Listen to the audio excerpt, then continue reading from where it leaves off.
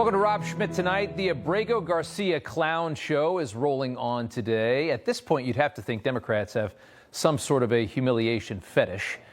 It now appears nothing will stop this ridiculous crusade. In the last 36 hours, we learned a lot more about Kilmar Abrago Garcia, who Democrats say was unjustly deported back to his home country of El Salvador, where Nayib Bukele put him in a gang prison. Abrago Garcia's ties to MS-13 come not only from a confidential informant, but Abrago Garcia was also arrested with known members of MS-13. He was wearing Chicago Bulls attire while living in Maryland, a sign of being in good standing with the gang, wearing Bulls attire. Abrago Garcia was saved from deportation by a judge because of fears that he'd be targeted by a rival gang back in his home country of El Salvador. Have you not yet seen enough to understand why this man is no longer in this country? The Democrats have not. Here's more. Yesterday we learned that the wife, who's been crying for Abrago Garcia on national TV and claiming that the Trump White House disappeared her husband, was granted a protective order against her husband. In 2021, she claimed Abrago Garcia punched and scratched her. She was afraid to be around him. It appears this happened while she was pregnant with his child. Recently, she's singing a much different tune. Everything they're saying, it's wrong. My husband is a loving father, and what I know is he's an amazing husband, an amazing father. That's who he truly is.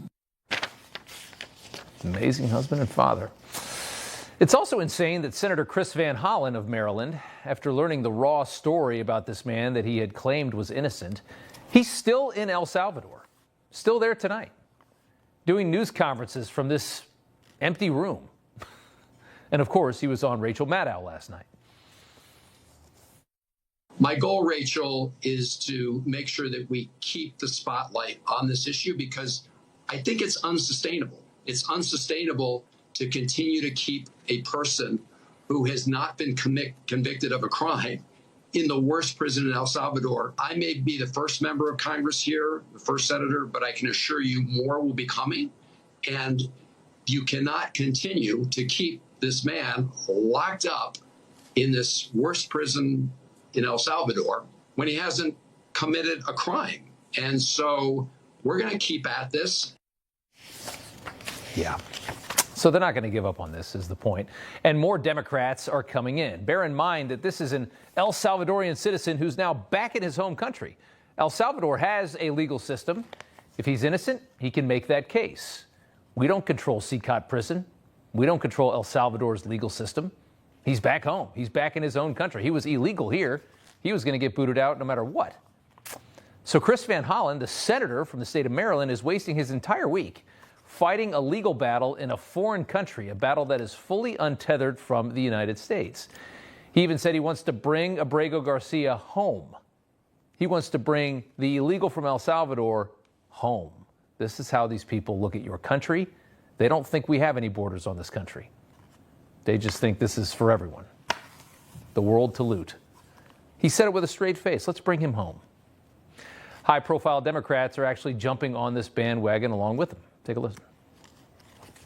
This whole thing with Mr. Abrago Garcia, it's that old wisdom and terrifying is if you're not speaking up for this man, there will be no one left to speak up for you. Yeah, Tim Walz citing a poem written in 1946 about the complicity of Germans in helping the Nazis for this story.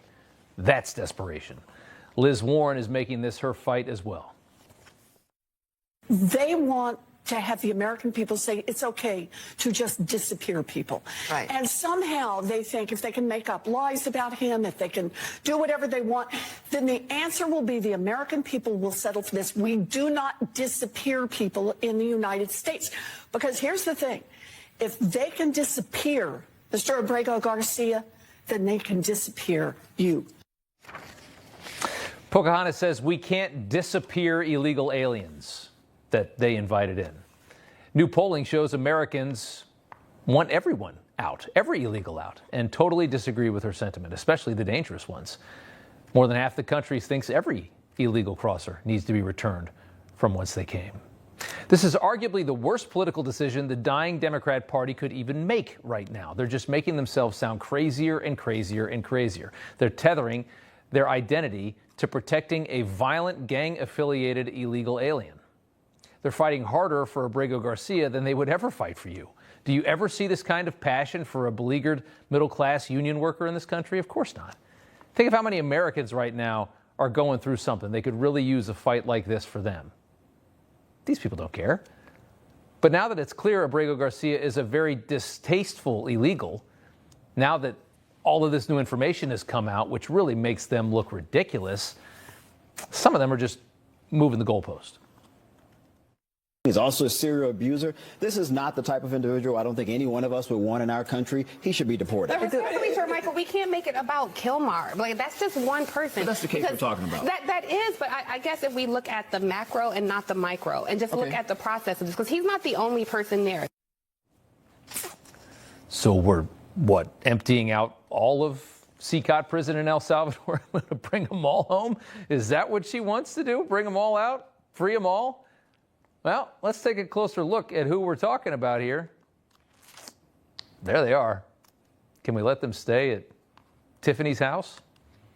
Even James Carville, who usually in moments like this is kind of a voice of reason, has just lost his mind on this issue. Take a look.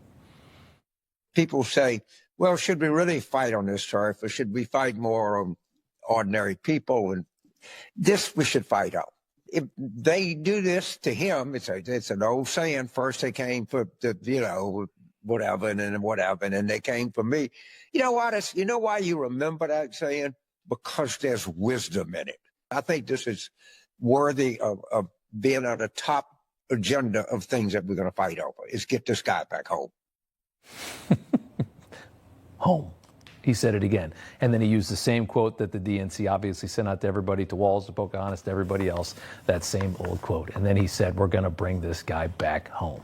Ain't that rich?